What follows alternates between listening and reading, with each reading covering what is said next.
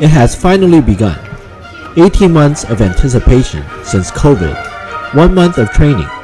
The newly formed 5on5 U9 team gathers at the registration for their first tournament.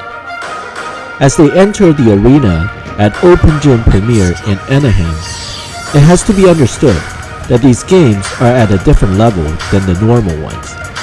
Competition will be much more aggressive as they attack and defend. The players are much taller and bigger, so the shots will not only need to be released faster, but even with more arc. They will try to throw you off balance and challenge you to your weak sides as much as they can. And let's not forget the physicality that is needed to fight for the ball. We must wonder whose skills will translate from the weekly practices into the battlefield. Who will outperform against competition? And when the team needs them the most, who will be the one that steps up and makes the clutch plays? So, let's look at a few areas to see how Coach Jun is utilizing his players to attack on offense, lock down on defense, and figure out what is needed to elevate the players above the competition.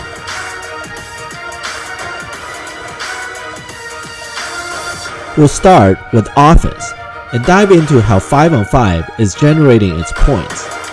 And we have to start with the center of it all, Tucker. For the entire tournament of 4 games, Tucker has generated 42 of the team's 88 points.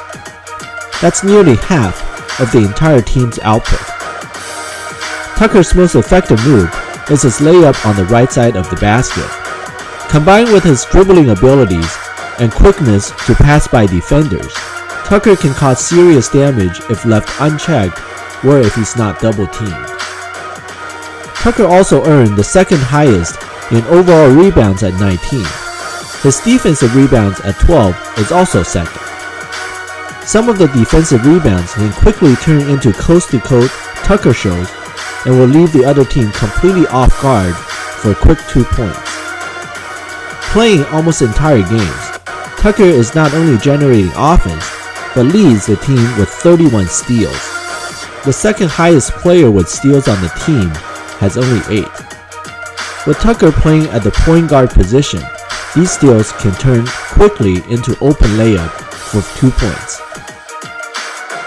Game score is an advanced metric used to calculate a player's overall contribution, combining both offense and defense. Over the 4 games, Tucker has generated a combined positive 26.7 points, far outpacing the second highest on the team, Ryan, at 7.6.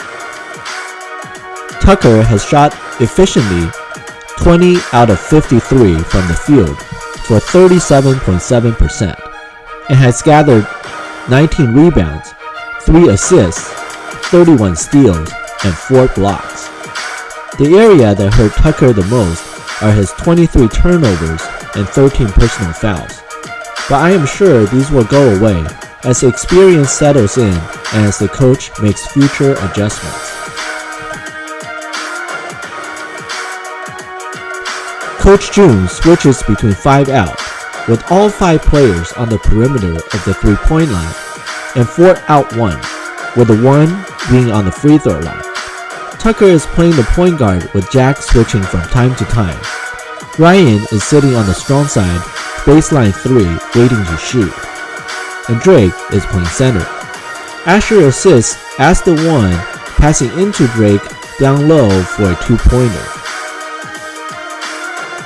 The team relies heavily on Tucker as almost the only driver to the basket. I was surprised that teams did not double Tucker immediately after seeing how much dependence 5on5 needs. We can see that the players are not ready for the speed and aggression yet. They're slow to respond to a pass and not knowing how to protect the ball. Ball rotations were slower in comparison and sometimes non-existent, resulting 5on5 trailing 5-16 on shot assists to the better competition. Players will need to start dribbling with eyes looking across the field to see where their teammates are and where the defenders are coming from. They will need to drive in between gaps and then quickly pass out to an open teammate. Strategically, I would put Ryan and Jack as the point guards, as both can dribble the ball very well. Tucker can then come off a down screen from either one of them, who's not controlling the ball, and receive it up on top and attack middle. Being a 50% shooter, Ryan had nearly 10 shots. He'll be a much better contributor with more opportunities. Now, let's look at Shaquille O'Neal. Drake, the rebounding machine. Believe it or not, Drake only grabbed 4 defensive rebounds for the first game. Since then, he has waken up and became the rebounding leader at 15 defensive and 12 offensive rebounds for a total of 27 boards. Drake also shot an efficient 5 out of 14 from the field at 35.7%. That's the 3rd highest efficiency among volume shooters. He also made 4 out of 7 free throws and had 7 steals and 3 blocks. Drake had the 3rd highest game score at 6.1. His 16 turnovers and 14 personals are what hurt him. His turnovers were mostly due to double dribbles. From these 2 clips, we can see his patented move. Drake grabs the offensive rebound and steadily puts back the shot in the basket for 2. As some observers might say that his height is the main contributor, I would argue that he has a natural tendency and sense of where the ball is and will gain position in the area and grab the board. This next possession gives us a glimpse of what it can be with Ryan at the point. A steal quickly turned into a pass to Ryan as the fast break began. This time Ryan settled for a mid-range 2-point, but over time he needs to feel confident to finish with a layup. Being a shorter player, Ryan had a keen eye for offensive rebounds. His 8 offensive boards sits only behind Drake and Asher. These rebounds can give the team extra possessions, passes that can distort defense, and in this case, a quick putback too. In this possession, the coach calls for a 3-point attempt. 5-on-5 grabs an offensive board, and the ball quickly rotates around. Ryan is also one of the more experienced game players, and is definitely one of the best moving without the ball to find openings. We can see here after he passes the ball back to Jack, he quickly cuts middle near the free throw for an open jumper. With his dribbling and scoring abilities, if Ryan is given the ball more often and is allowed to make more drives into the basket, with the defense collapsing on him, his threat will generate much more openings and will allow easy scoring opportunities for the rest of the team. The game is won by having more points at the end than the opposing team. No matter how many points you can score, if they score more often, it will still come to a loss. So let's switch gears and look at how defense is giving up points, and try to solve the puzzle that bothers all of the greatest coaches. One of the most obvious weaknesses in the defense is blown by coverages. Players are playing too aggressive. Instead of having their body blocking the pathways to the basket, they're going for the steals and lead to blown by drives, creating 4-on-5. In most cases, they just forget who they're covering. What we want is to have our defenders sitting in between the offensive players and the basket. They need to be aware of the passes and cuts and need to apply pressure on the shots. What we need to avoid is that our players are then shoulder level or trailing behind the offensive players. This means that the offense has already gained easy access to score, and we cannot, or it would be very difficult to stop them from behind.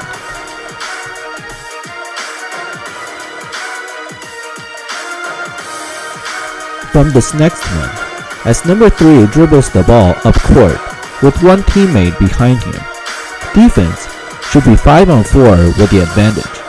But somehow, we can see that one player on the right was left completely open for an open jumper. Even the mighty Tucker can get passed by ball handlers really fast. As Tucker goes for the steal, his momentum overtook him, and a quick crossover left Tucker 3 steps behind with no chance of recovering. A beautiful screen by number 25 blocks Drake, and with Jack on help defense, the dribbler's vision to recognize his teammate on the block and the unselfish pass leads to an assist for 2 points. With Tucker playing full court defense and not retreating on time, we saw more than a few that the ball handler was able to drive past him, creating unfair advantage on offense. Even with teammates coming to help Tucker, this just means other players will be left open instead. Steal should not have been the primary goal here. Tucker should be guarding and retreating at the same time to disrupt the flow of offense, while still be back with the rest of the team on defense. Before we dive down into the championship game, we must talk about the elephant in the room: press. Press is when a team chooses to play defense through the entire length of the court. It is physically challenging and mentally punishing for the team not prepared. Every player needs to be alert at all times, and constant off-ball movement is a requirement. With only 1 month of practice, it is no one's fault that 5on5 had problems with it, and we got a little flavor from Game 1. Nonetheless, we are very proud of what this team has already accomplished. They've come together as a team, fought hard, and put in their best effort. Each of them made mistakes and also acted upon them and improved. There is one more game left though, and let's see if 5on5 is up for the challenge. 5on5 did not get to a good start as it continues to struggle against the press. Pro Skills take an early 5-point lead 7 minutes into the game. Press is not the only factor. This defensive possession shows that the same defensive weakness that left 2 players unguarded. We can see that the team is not always ready, as Pro Skills make this out-of-bound play. Both Ryan and Tucker chase down toward the ball. As Usher gets blown by the dribbler, Austin, instead of dropping down into the paint, left his man completed unguarded for an easy 2-pointer. 8 minutes in, Drake's free throw seems to lighten the team up.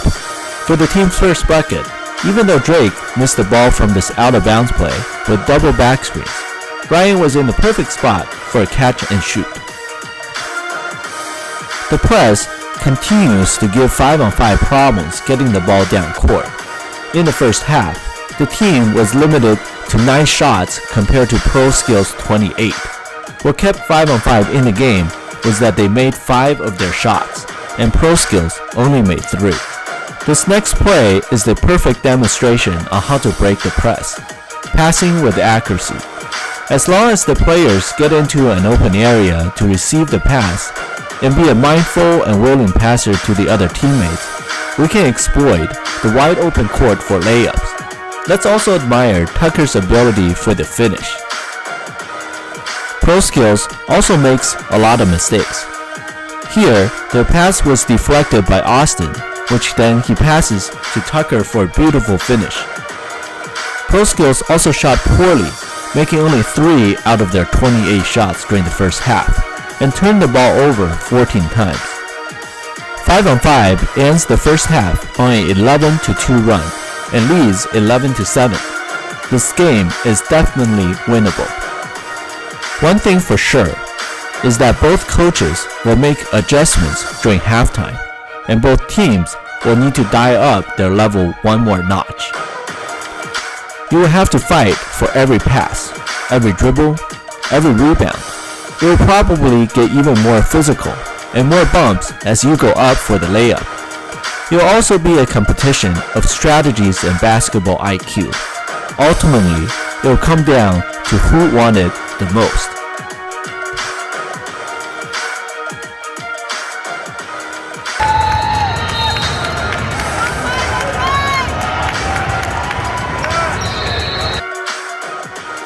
The second half began, and it is all Pro Skills for the first 12 straight minutes.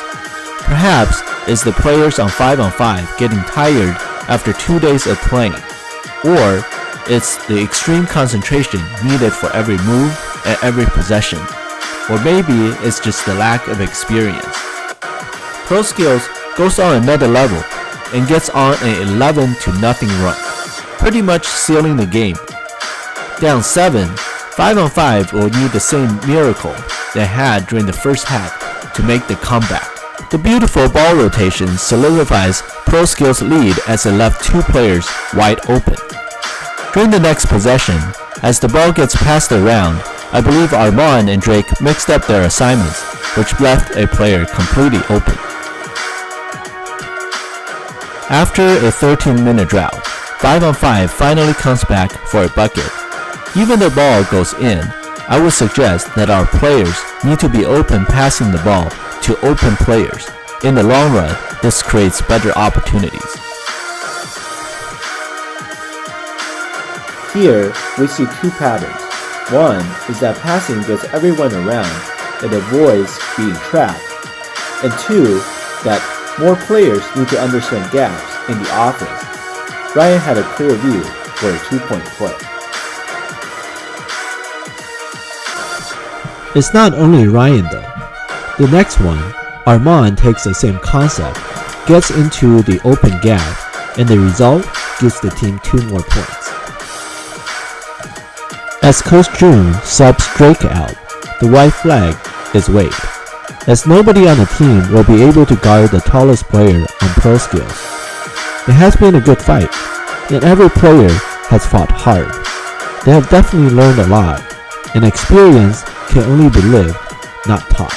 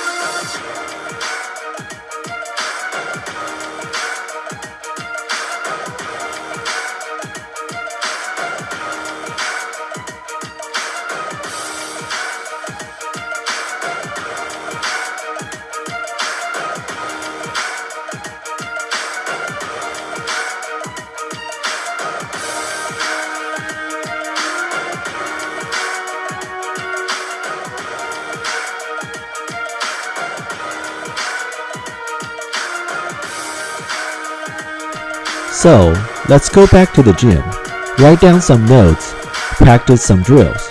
Individually, we cannot wait for each of our players to polish their moves and shine on the next stage. As a team, we have to wonder what the coach will draw up for them to run and what kind of chemistry they'll be building in the months to come. One thing I know for sure is that I cannot wait for them to go back to the next tournament finals.